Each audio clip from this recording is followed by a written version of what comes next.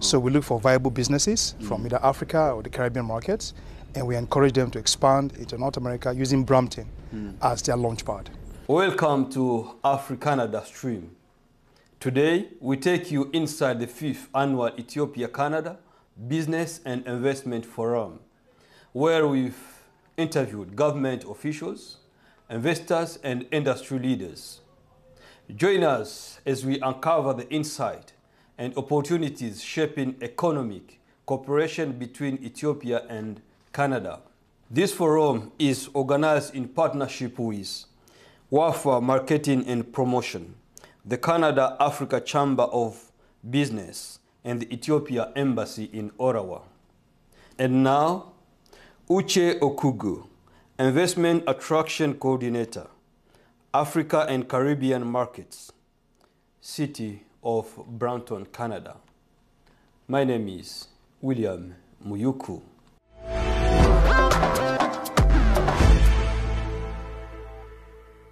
Welcome again at Afri-Canada Television. For our viewers, can you present yourself? Yes, thank you, William. My name is Uche Okugo. I'm the Investment Attraction Coordinator, City of Brampton, and my focus is on the African and Caribbean markets. The City of Brampton, over the past couple of years, I've had a focus to encourage viable businesses from these regions to expand their businesses into the North American market. That happens to be the largest market in the world. And the foreign direct investment market is evaluated to be over $1 trillion worth, and over half of these actually happens in the North American market. Wow. So we look for viable businesses from either Africa or the Caribbean markets, and we encourage them to expand into North America using Brampton as their launchpad. So your call is for any business from Africa. What about business which are here already? Okay, so if your business is already anywhere in Canada, we can also support you to come into Brampton if you desire. We have what we call the Brampton Entrepreneur Center. Their focus is to help businesses that are in Canada be established in Brampton. And while doing that, we also have the sector managers that can help them do that as well.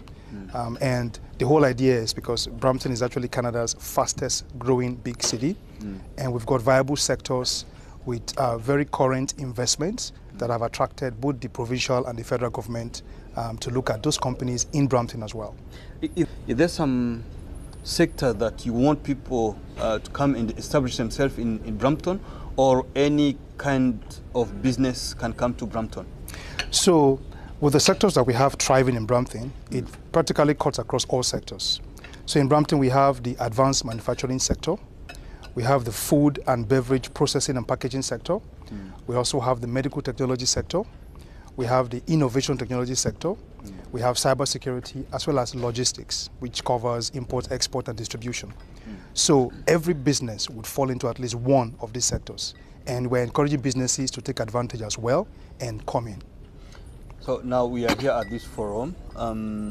Did you get some Ethiopian business already, or did you meet some people interested to come to invest in Brampton?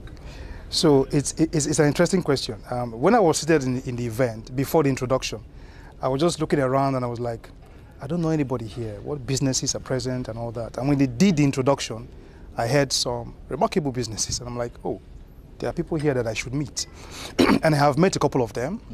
Some of them, like, are businesses in Ethiopia, also looking for opportunities in Canada. Some of them are here already, but looking for expansion. So yes, I have met some interesting people. I made some good contacts, and I will be following them up as well. And it's pretty interesting what's happening in Ethiopia. Yeah, for those in Ethiopia and in other parts of Africa who like to come and invest in Brampton, do you have some incentive, or is there a way you can help them, come and establish themselves here? Yeah. We know one of the things always be like a visa. There's a big problem with that. Does Brampton have that policy to help those people come and establish themselves, especially from Africa? So migration is a big deal to Canada. Yeah. And the former Minister for Immigration, Fraser, during the coalition program that held in June, did mention some new updates about that. So for starters, one way we help businesses come into Brampton is through what we call the Startup Visa Program.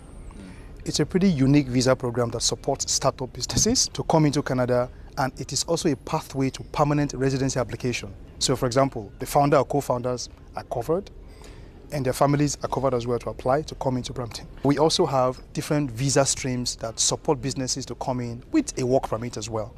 And because Canada recognizes the importance of migration, these processes, these visa streams are updated regularly.